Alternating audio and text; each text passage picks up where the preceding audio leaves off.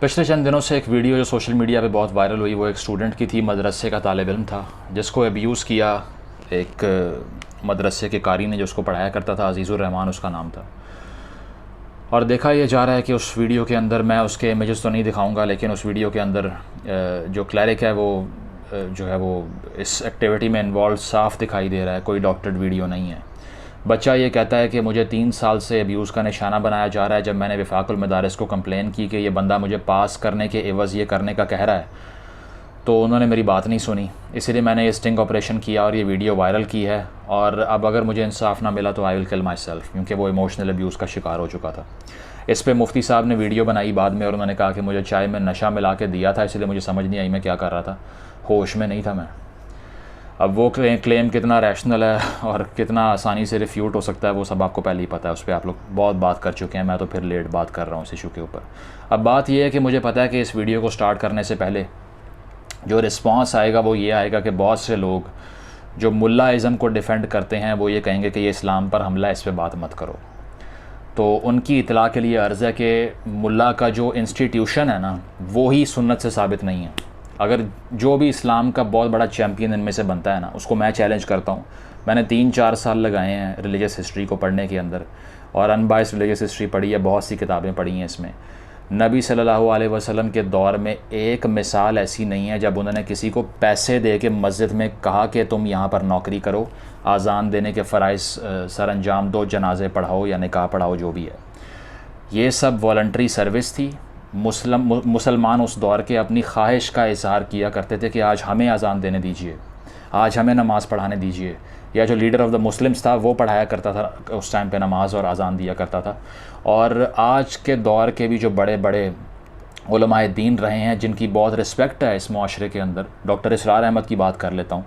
वो ये कहते हैं कि मुल्लाइज़म को कभी भी प्रोफेशनलिज़म ना बनने दो, वरना इस्लाम बर्बाद हो जाएगा। उसकी वजह यह है कि नबी की ज़िंदगी से ये सबूत मिलता ही नहीं है कि उन्होंने किसी को पैसे देकर ऐसा जो है ना वो इंस्टीट्यूशन कायम कर दिया। ये उनके विसाल के बाद हुआ, उससे पहले नहीं हुआ।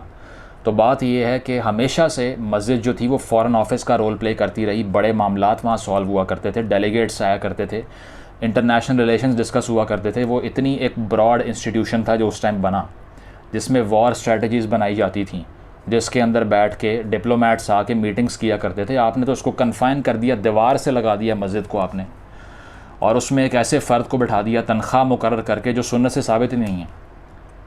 और उसका नतीजा ये निकला है कि आज उस इंस्टीट्यूशन के ख़िलाफ़ अगर बात करो, तनख्वाहदार इंस्टीट्यूशन के ख़िलाफ़, तो वो लोग आप पे ठप्पा लगा देते हैं कि आपने तो नुकसान पहुंचा दिया है हमारे पूरे मज़हब को। तो उसमें आप लोग मत जाइए। लेकिन बात का आगाज़ यहाँ से करूँगा कि पाकिस्तान के अंदर पिछले 10 साल में तकरीबन 400 के करीब इस तरह के केस रिपोर्ट हुए हैं। क्लैरिकल अब्यूज़ कहते हैं इसको, जहाँ पर जो दीनियात की तालीम देने वाले या इस तरह के लोग होते हैं वो बच्चों का रेप करते हैं। और इसके अलावा तकरीबन एक जो मुमासलत वाली चीज़ है, जो बड़ा एक डिफरेंट सोचने का एंगल है, वो ये है कि पूरी दुनिया के अंदर जो कैथोलिक चर्च है उसमें भी ऐसे केस रिपोर्ट होते हैं। और पता नहीं क्या मुमासलत आप लोगों ने शायद सोचा ना हो इस बारे में, लेकिन बात ये है कि तकरीबन 1980s के बाद से वेस्टर्न वर्ल्ड के अंदर भी जो कैथोलिक चर्च है उसके जो पादरी, जो प्रीस्ट हुआ करते हैं, वो भी बच्चों को रेप किया करते थे। और उसके केस 1980s के बाद से रिपोर्ट होना शुरू हुए। और जो सबसे बड़ा स्कैंडल आया वो बॉस्टन ग्लोब का स्कैंडल है, जो कि अमेरिकी मैगज़ीन ने एक रिपोर्ट छापी, जिसके तहत उन्होंने ये इंकशाफ किया कि हज़ारों पादरी इन्वॉल्व हैं इस काम में, हज़ारों बच्चों के रेप हुए हैं। और इस रिपोर्ट पे पुलित्ज़र प्राइज़ मिला, जो सबसे बड़ा प्राइज़ है जर्नलिज़म में, सहाफ़त में, इस मैगज़ीन को, क्योंकि उन्होंने कहा कि आपने मुआशरे की खिदमत की है अपने बच्चों को सिक्योर करने के लिए।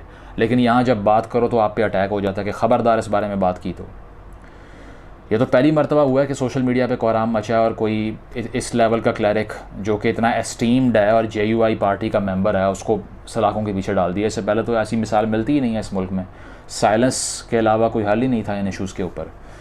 वो भी बताता हूँ कि क्यों था, लेकिन फ़िलहाल ये एनालॉजी की बात कर लें। इसके अलावा बांग्लादेश के अंदर, इंडिया के अंदर, नाइजीरिया के अंदर ऐसे केसेस रिपोर्ट होते आए हैं मदारिस के अंदर।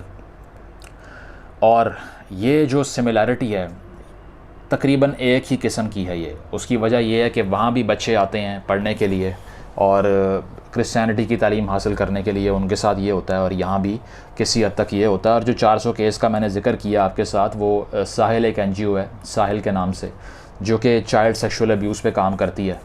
और उस NGO के मुताबिक वो कहती है कि ये टिप ऑफ द आइसबर्ग है, ये सिर्फ नाखून के बराबर नंबर है, असल केस तो रिपोर्ट ही नहीं होते, वो इससे चाहे 100 गुना ज़्यादा है शायद, मेरा ख्याल है।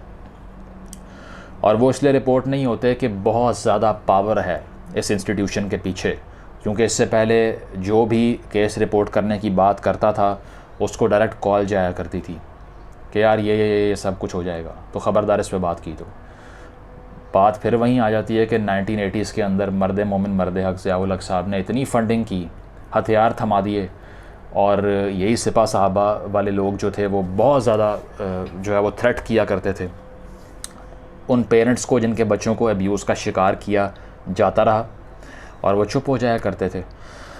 तो पहली तो बात यह है कि ऐसा होता क्यों है कि इतनी ज़्यादा मोरालिटी के बारे में बात करने वाले, अखलाकियात के बारे में बात करने वाले, औरत मार्च पे होमोसेक्सुअलिटी का इल्ज़ाम लगाने वाले, इसके अलावा बेहयाई को कंडेम करने वाले और उनको कुदरती आफात से जोड़ने वाले अफराद क्यों ऐसा करते हैं, ख़ुद क्यों ऐसा करते हैं? वो इसलिए करते हैं कि जिस तरह मैंने अपनी पिछली एक वीडियो में भी बात की थी कि जो वर्चू सिग्नलिंग होती है, यानी कि दूसरों को ये बताना कि ये चीज़ सख्त गुनाह है, ख़बरदार तुमने ये गुनाह किया, तो ये एक विल टू पावर होती है। ये अपने आप को एक ताकत के हसूल के लिए, लेजिटिमेट बनाने के लिए एक तरीक़ाकार होता है, इसके अलावा कुछ नहीं होता। ज़रूरी नहीं है कि आप जो बात इस तरह की कर रहे हो उस पर ख़ुद भी आप अमल करते हो।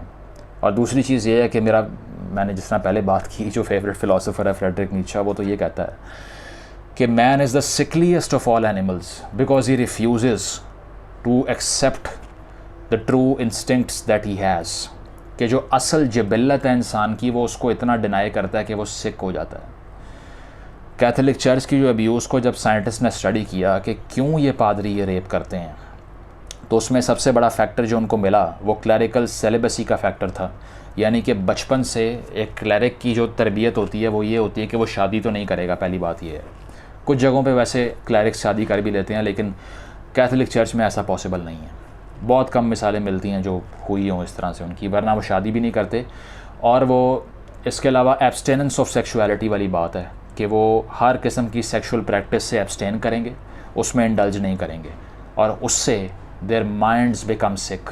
उसकी वजह यह है कि जब आप अपनी इंस्टिंक्ट को सप्रेस करते हैं, अपनी जबिल्लत को दबाते हैं, तो आपका दिमाग ख़राब हो जाता है। इसी तरह हमारे यहाँ पे तो सेलिबसी का फैक्टर नहीं है क्लैरिक्स के अंदर, लेकिन बचपन से एक रिलीजियस मॉडेस्टी की जो लाइफ उनके ऊपर इम्पोज कर दी जाती है वो बहुत ज़्यादा ऑपोजिट होती है ह्यूमन नेचर से। दूसरी बात क्या है, साइकिल ऑफ अब्यूज़।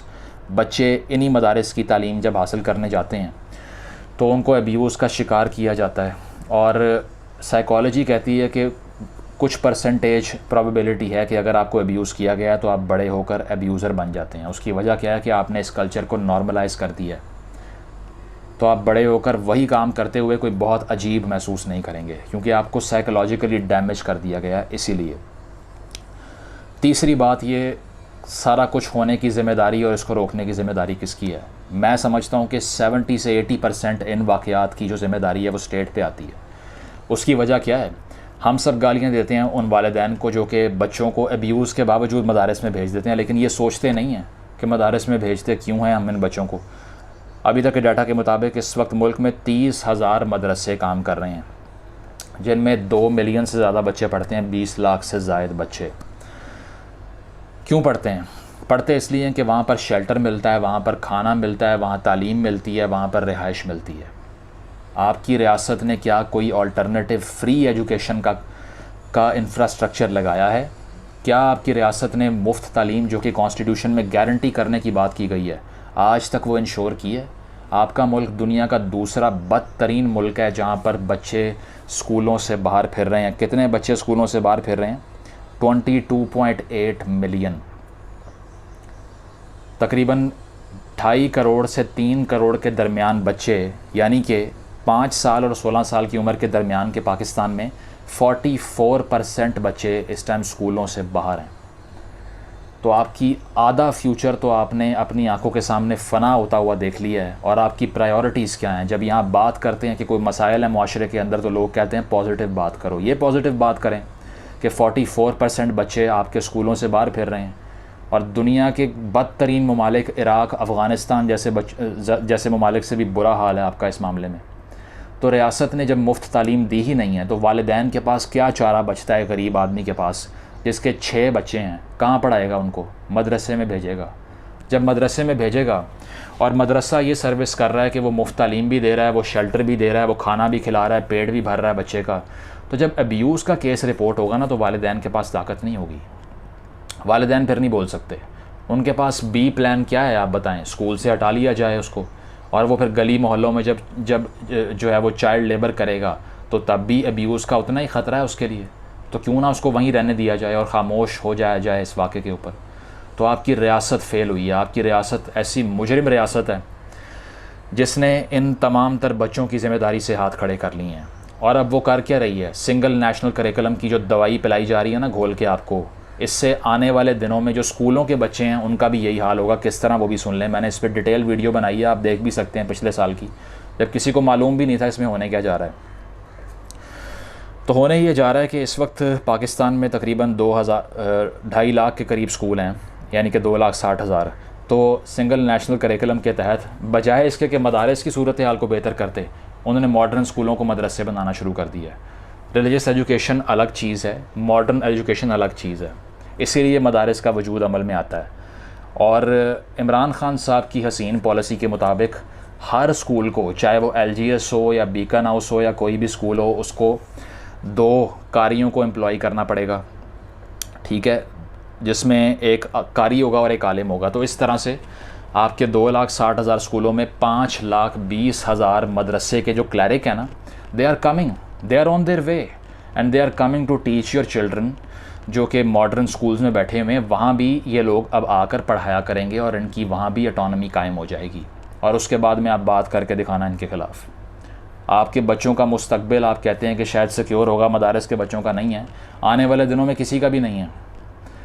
बात यह है कि जब टीचर इस तरह का कोई क्राइम करता है, चाहे वो सेकुलर स्कूल हो या मॉडर्न स्कूल हो, तो उसको डिफेंड करने के लिए बाकी टीचर्स सड़कों पे नहीं आते, ये फ़र्क है। और ना ही हम इसको किसी भी मज़हब से जोड़ते हैं, क्योंकि मैंने बात की क्रिश्चियनिटी के अंदर भी ऐसे ही हो रहा है, बहुत जगहों पे ऐसे हो रहा है। तो बात सिर्फ इतनी है कि इसके डिफेंस में जो लोग ढाल के तौर पे इस्तेमाल करते हैं वो दीन को करते हैं, और बदनाम वो दीन को कर रहे हैं, हम नहीं करते। और दूसरी चीज़ ये है कि इस तरह के जो इक़दामात हैं सिंगल नेशनल करिकुलम की तरह के, ये इतने शेडी हैं कि आपको इन्फॉर्मेशन देते ही नहीं है कि इसके बाद होना क्या है। तो ये चीज़ है कि पूरी दुनिया के अंदर ऐसे वाक़यात हुए, और सिर्फ फ़र्क ये आया कि उन्होंने उस पर रिपोर्टें छापी, खुल के बात की, और आज वहाँ पे इसके तदारुक के लिए काम किया जा रहा है। लेकिन हमारे यहाँ खामोशी है, खामोशी सिर्फ इसलिए है कि हमने एब्सोल्यूट पावर दे दी इन लोगों को, और इनके ख़िलाफ़ बात करना इतना मुश्किल हो गया कोल्ड वॉर के बाद से और अफ़गान जंग के बाद से, कि इनके पास इतना पैसा आ गया, इतनी पावर आ गई कि आप इनके बारे में बात करने से पहले वैसे ही बहुत डरा करते थे। तो ये चीज़ है कि अगर हमने इस तमाम तर सिस्टम को ख़त्म करना है, तो उसके लिए जो सलूशन की आप लोग हमेशा बात करते हैं वो ये है कि हमें इन चीज़ों के बारे में पहले बात करना शुरू करना पड़ेगा। अगर बात ही नहीं करेंगे तो इसका हल कहाँ से निकलेगा। दूसरी चीज़ ये है कि आपके out of school children vulnerable हैं। आपके जितने मदारिस में बच्चे बैठे हुए हैं वो रियासत की ज़िम्मेदारी थी उनको पढ़ाना, मदारिस की ज़िम्मेदारी नहीं थी, लेकिन रियासत ने ज़िम्मेदारी नहीं ली। इसी वजह से उनको अब्यूज़ का शिकार होने के बावजूद वहाँ जाना पड़ रहा है, और इसका सारा मलबा रियासत के सर पे आता है। तो अपनी प्रायोरिटीज़ को दुरुस्त करके एजुकेशन पे इन्वेस्ट अगर नहीं करेंगे, फ्री एजुकेशन जो कि कॉन्स्टिट्यूशनल राइट है उसको इंश्योर नहीं करेंगे, तो मदारिस में जो कुछ मर्ज़ी होता रहे उसके ख़िलाफ़ बोलने वाला कोई नहीं होगा, क्योंकि वालिदैन के पास अल्टरनेटिव है ही नहीं। So it is the failure of the state, and 100 times out of 100 times the state is responsible for this sexual terrorism which is rampant in the religious schools of Pakistan. I hope that the message has gotten across. Thank you.